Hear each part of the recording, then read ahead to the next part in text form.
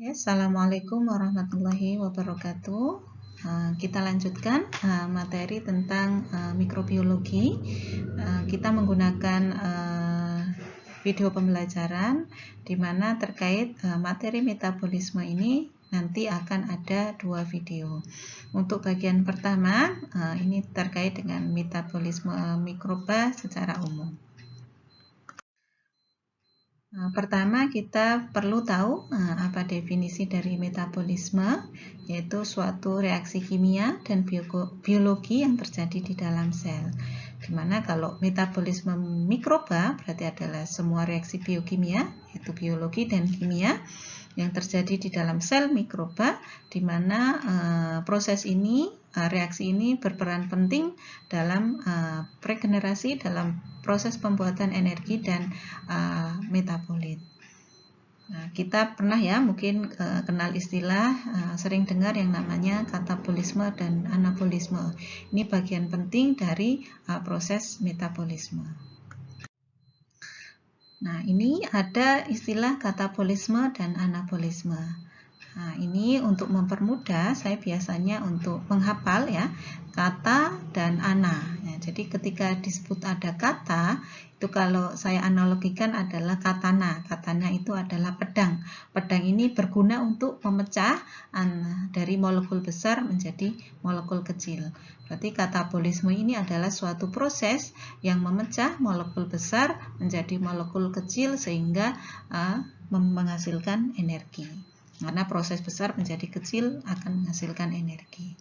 Kemudian anabolisme ini kebalikan ya.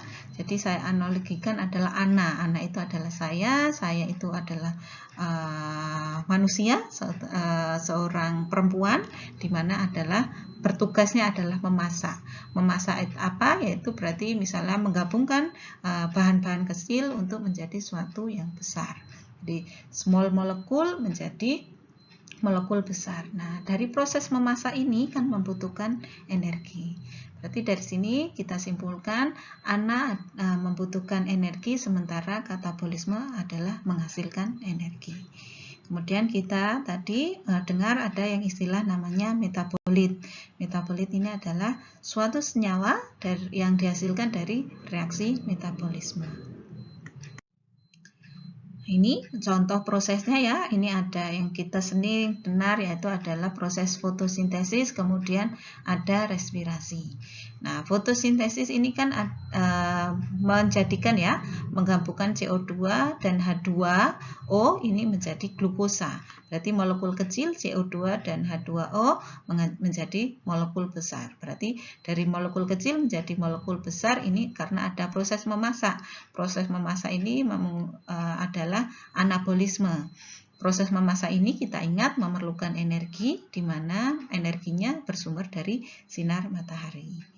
Kemudian respirasi, kebalikan dari fotosintesis, dia akan mengubah glukosa menjadi molekul besar. Glukos ini masuk ke dalam sel dan akan dipecah menjadi energi atau ATP. Sehingga ATP ini kan kita gunakan sebagai energi. Berarti dari molekul besar menjadi molekul kecil ATP dan menghasilkan energi adalah proses katabolisme. Ini energi ini diperlukan oleh mikroba. Kayak tadi ya, energi adalah ATP. Nah, ini kenapa diperlukan? Jadi banyak sekali yang dibutuhkan oleh mikroba, banyak sekali kegiatan yang dilakukan oleh mikroba sehingga memerlukan energi.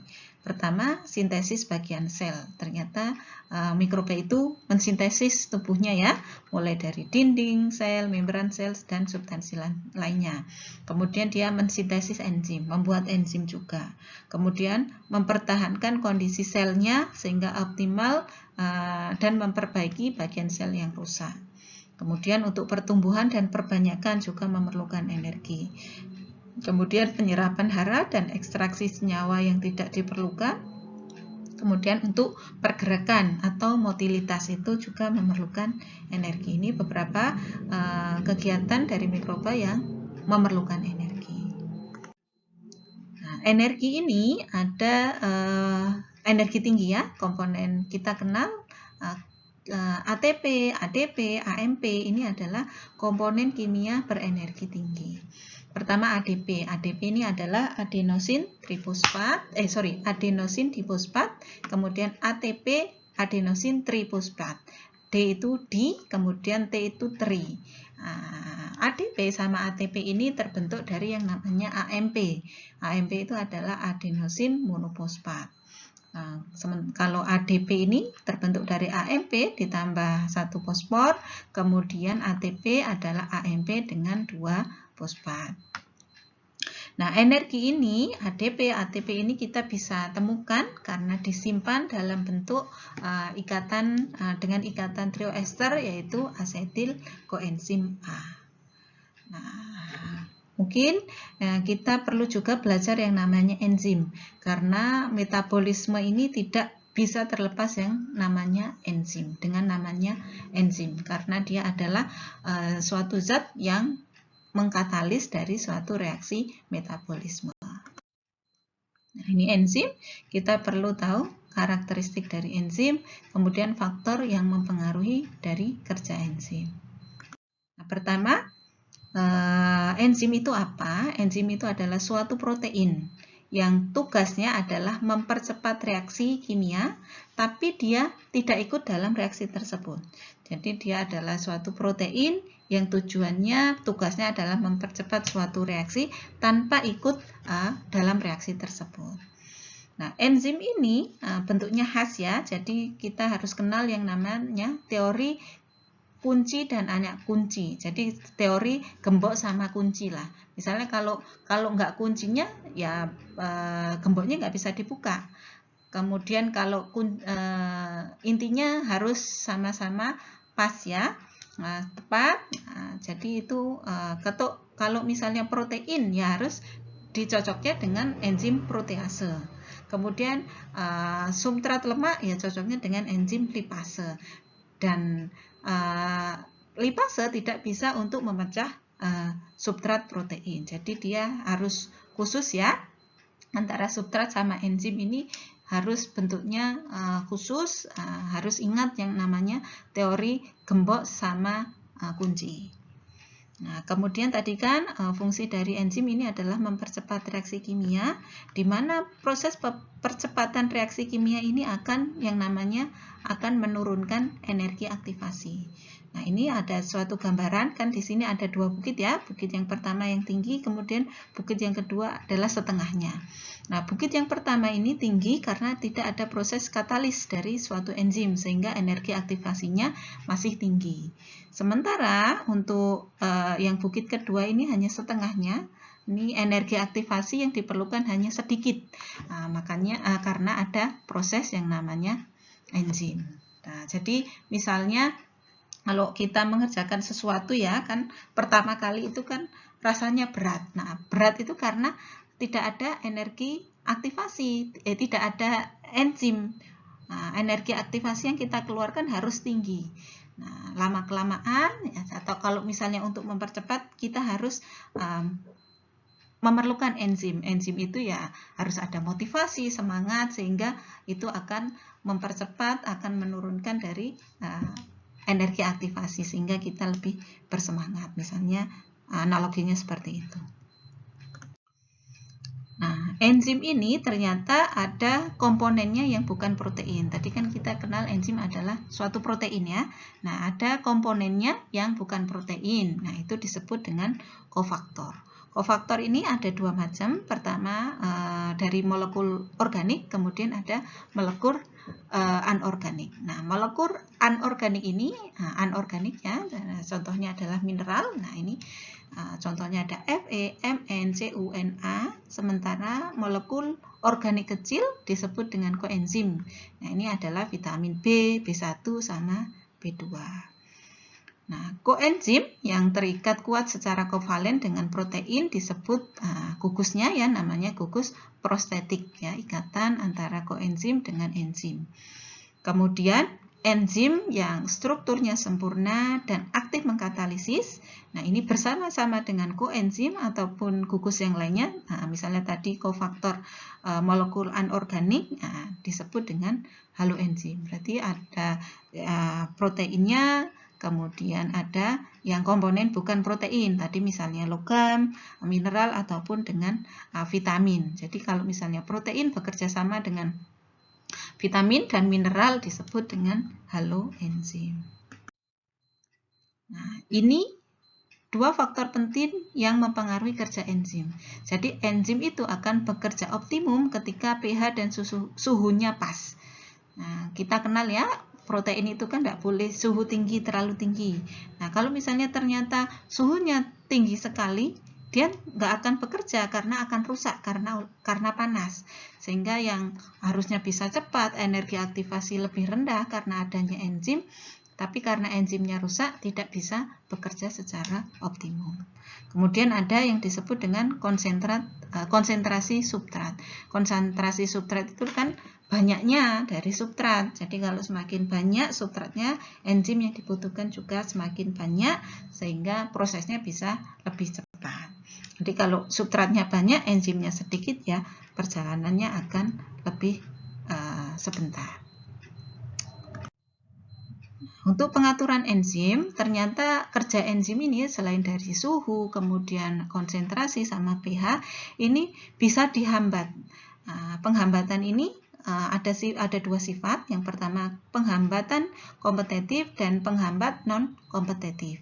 Nah, penghambat kompetitif ini adalah ketika substrat berkompetisi dengan molekul inhibitor. Jadi harusnya tempatnya dipakai substrat, ternyata dipakai molekul yang lain. Nah, ini adalah kompetisi ya, kompetisi antara substrat dan molekul lain. Yang kedua, penghambat non-kompetitif, ini yang tidak substrat ya. Jadi substrat sudah menempati sisi untuk substrat, tapi ada sisi kosong ya. Ya, sisi aktif di luar sisi aktif dari enzim yang harusnya tidak ditempati, ternyata ketempatan oleh molekul yang lain yang disebut allosteric inhibition. Nah, ternyata ditempati. Nah ternyata ini menghambat kerja dari enzim yang harusnya substrat bisa terpecah, tapi karena ada sisi enzim di luar sisi aktif ditempati, ternyata dia bisa menghambat kerja enzim. Kemudian untuk tipe metabolisme mikroba ini ada 3 jenisnya ya, ada heterotrof, kemudian autotrof, sama fotosintesis. Nah, ini secara ringkasnya, di mana metabolisme autotrof, metabolisme ada 3 ya, heterotrof, autotrof, sama fotosintesis. Untuk sumber C sumber C dari heterotrof dari organik, sementara autotrof dan fotosintesis dari CO2. Kemudian sumber N-nya untuk heterotrof dari organik ataupun anorganik, sementara autotrof sumbernya dari anorganik dan fotosintesis juga anorganik. Untuk sumber energi, kalau fotosintesis dari sinar matahari, kemudian untuk heterotrof ternyata dari senyawa organik. Kalau autotrof kebalikan dari heterotrof, dia sumber energinya dari oksidasi senyawa anorganik. Pertama, heterotrof, ini contohnya ada jamur dan bakteri tertentu.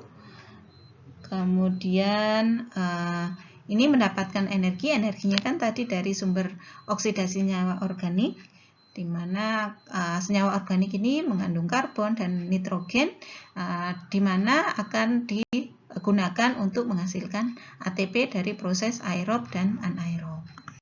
Jelas ya, kalau aerob, kemudian aerob ini membutuhkan O2, anaerob tidak membutuhkan O2. Contohnya yang proses respirasi anaerob ini adalah bakteri metanogen yang ada biasanya yang banyak kita temukan di rumen, di saluran pencernaan ternak ruminansia. Bakteri metanogen. Kemudian metabolisme autotrof, ini tadi kan sumber energinya dari senyawa anorganik ya, ion-ion mineral. Nah, ini adalah contohnya yang biasa melakukan metabolisme autotrof ini adalah bakteri-bakteri yang tumbuhnya lambat. Nah, Kemudian ini sumber karbon dari CO2, sumber N dari NH3, NO3- dan N2. Nah, ini beberapa contoh bakteri autotrof. Ini ada yang pengoksidasi NH3, pengoksidasi NO2, pengoksidasi mineral sulfur ya, kemudian dan besi, sulfur dan NO3.